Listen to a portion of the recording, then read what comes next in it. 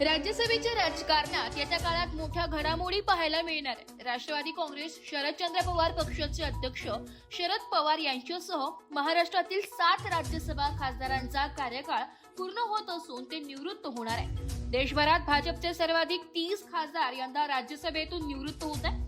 2026 हे वर्ष राजकीय दृष्ट्या महत्त्वाचे ठरणार असून या वर्षात देशातील 5 राज्यात विधानसभा निवडणुका होणार आहेत। त्याच पार्श्वभूमीवर राज्यसभेतील सदस्यांची निवृत्ती आणि नव्या निवडणुकांकडे विशेष लक्ष दिले जाते।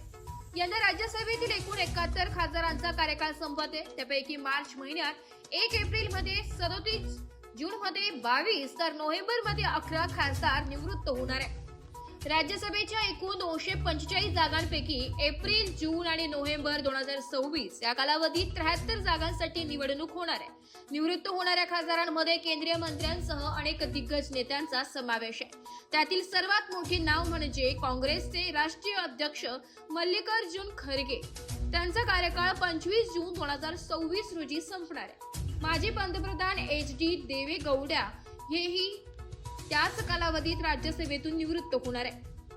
महाराष्ट्रातील एकूण 7 राज्यसभा खासदारांचा कार्यकाळ 2 एप्रिल 2026 रोजी संपत आहे। यामध्ये राष्ट्रवादी काँग्रेस शरदचंद्र पवार पक्षाचे अध्यक्ष शरद पवार हे सर्वात मोठे नाव आहे। त्यांच्यासोबत केंद्रीय राज्यमंत्री रामदास आठवले, भाजपचे माजी केंद्रीय मंत्री डॉक्टर भागवत कराड आणि खासदार धैर्यशील मोहन पाटील यांचाही समावेश आहे। तसेच शिवसेना उद्धव बाळासाहेब ठाकरे पक्षाच्या खासदार प्रियंका चतुर्वेदी, काँग्रेसच्या खासदार रजनी पाटील आणि राष्ट्रवादी काँग्रेस शरद पवार गट यांचे खासदार डॉक्टर फौजिया खान हे सर्वजण एकाच दिवशी राज्यसभेतून निवृत्त होत आहेत।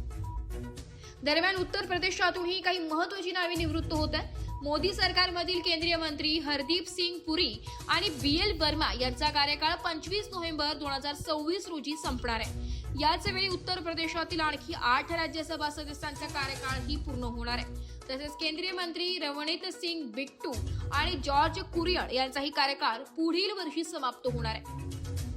काँग्रेसमधील ज्येष्ठ नेते दिग्विजय सिंग यांचाही निवृत्त होणाऱ्या खासदारांमध्ये समावेश आहे।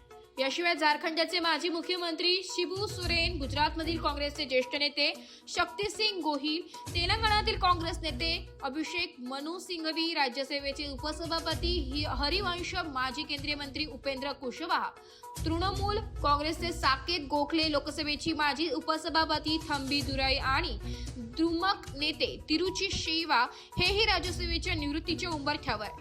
राष्ट्रपती नामनिर्देशित कोट्यातून राज्यसभेवर नियुक्ती करण्यात आलेले माजी सरन्यायाधीश रंजन गोगोई यांचा कार्यकाळ मार्च 2026 मध्ये संपणार आहे। या पार्श्वभूमीवर संसदेत कोणते नवे चेहरे प्रवेश करणार याकडे संपूर्ण राजकीय वर्तुळाचं लक्ष लागलंय।